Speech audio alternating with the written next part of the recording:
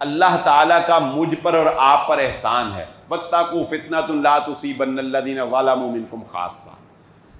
جب اللہ تعالیٰ کسی قوم کو پکڑتا ہے، جب اللہ تعالیٰ کی طرف سے کسی قوم پر آزمائش آتی ہے، تو پھر یہ نہیں ہوتا کہ اللہ تعالیٰ بادلوں کو کہے کہ یہاں 100 بندہ ہے، 100 میں سے جو 2 ہیں وہ بڑے پکے نمازی ہیں، یا 2 جو ہیں وہ بڑا صدقہ کرتے ہیں، باقی سارے سود خور ہیں، چلو 96 سود خوروں کو مار دینا، ان 4 کو بچا لینا۔ ایسے نہیں ہوتا۔ قانون فطرت، قانون الہی یہ ہے کہ سود خوروں کی وجہ سے،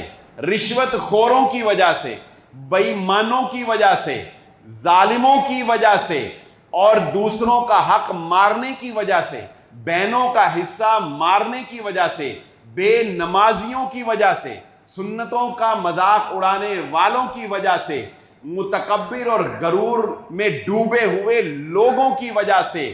لوگوں کے پیسوں پر قبضہ کرنے کی وجہ سے، زمینوں پر قبضہ کرنے کی وجہ سے، دھوکے اور فراڈ سے لوگوں کے مال ہتھیانے کی وجہ سے، عزتوں کو تار تار کرنے کی وجہ سے، اور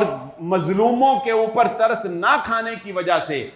جب اللہ تعالیٰ کسی قوم کو پکڑتا ہے تو اس میں نمازی بھی ساتھ ہی بہہ جاتے ہیں،